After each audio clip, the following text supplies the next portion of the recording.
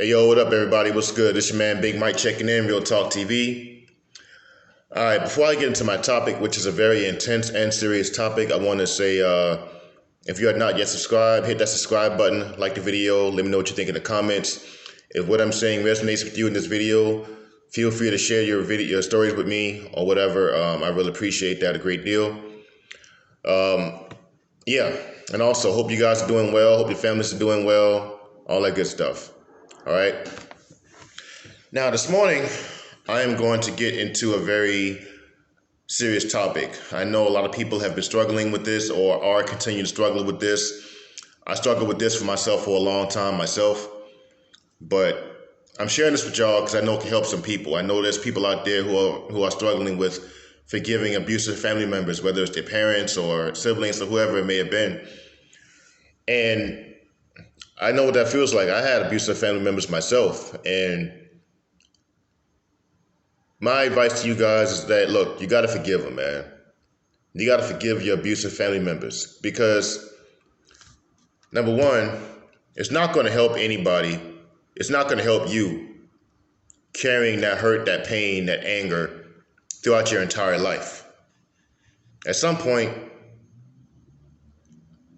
you got to forgive them, man. You know, and if you're the type that's thinking, well, I'll never forgive them for what they did to me, and then prepare for a life of misery because you'll never be truly free until you forgive them. You'll never take your power back from them until you forgive them, because until you forgive them, if you have not forgiven them yet, they still hold the power over you. They still live in your head rent free.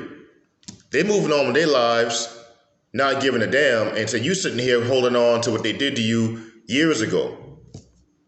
That's imprisonment. That's mental imprisonment. That's spiritual imprisonment when you're allowing someone to hold that power over you all these years. Now, I am not undermining the fact that they hurt you. I know what that feels like. Trust me. I know what it feels like if you've been abused, verbally abused. Fortunately for me, I've never been sexually abused. But to those of you who have, my heart goes out to y'all because I can never understand what that feels like.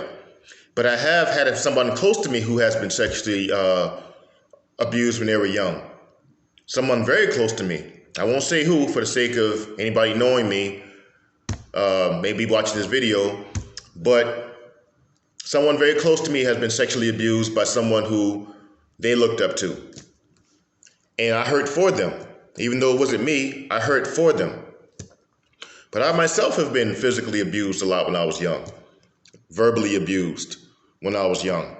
And I held on to a lot of unforgiveness, anguish, pain for years.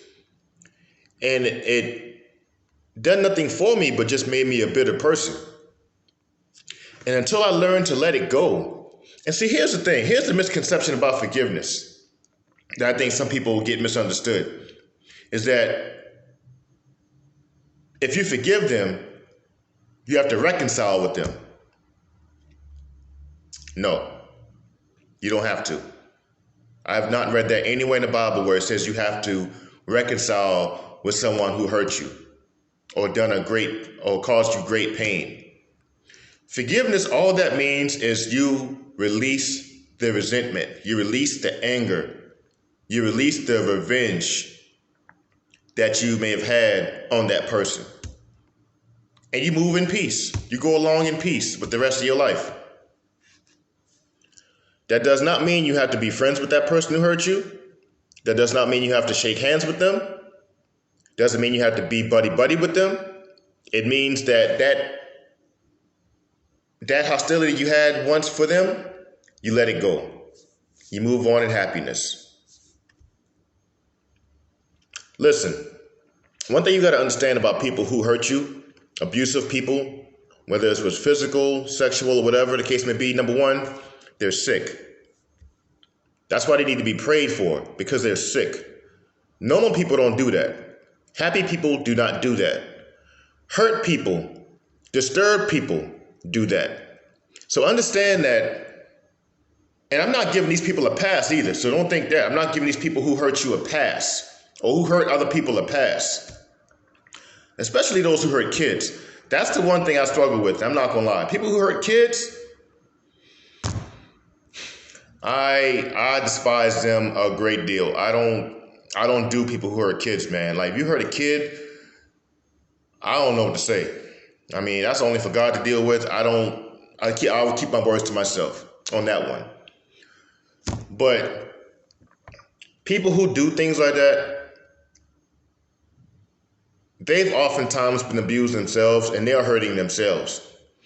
Hurt people hurt other people.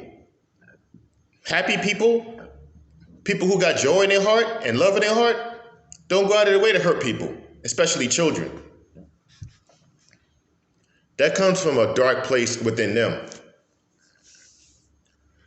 And again, not giving them a pass, but you have to understand, these people are not well. They're sick.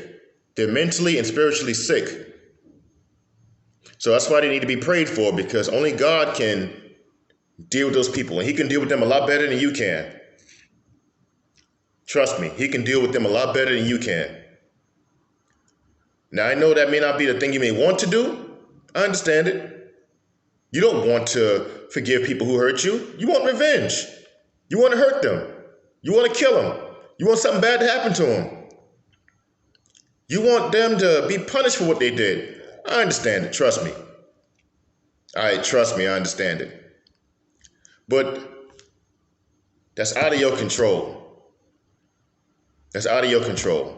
Unless you're going to physically do something to them, which ain't going to do nothing for you anyway, but land you in jail.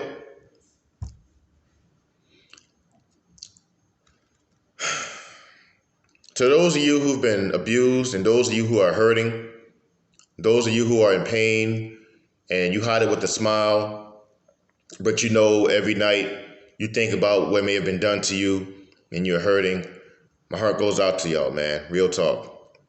I hurt for y'all. My heart goes out to y'all. But the greatest advice I can give you guys, man, is you got to learn to forgive them so you can be free. It's not for those people who hurt you. Forgiving them is not for them. It's for you. I know what it's like to hold resentment and anger in my heart for a while, and it's done nothing but cause me pain. It's done nothing but make my life miserable when, at that particular time, when I was holding on to anger and resentment and wanting revenge in my heart. It did nothing for me. To know that this person who hurt me is living their life carefree. But I'm the one who's sitting there holding on to that pain, holding on to anger, letting that affect everything around me in my everyday walk of life. Does that sound like freedom? No, that's imprisonment. Free yourself and forgive them. Like I said, not for them, it's for you. It's for you. Jesus said, if you don't forgive men their trespasses, neither will my heavenly Father forgive you. And so forgiveness must be done. It's not easy. It's not easy. It's not easy. It's hard. You don't even want to do it half the times from people who hurt you, man. You don't even want to do it. Trust me. Your flesh does not want to do it. But it will set your soul free. Forgive those people, man. They don't know no better. They know not what they do. They're sick people. They need help. Pray for them. Forgive them. Move on with your life in peace. Till next time, man. It's your homie Big Mike checking out. Y'all be blessed.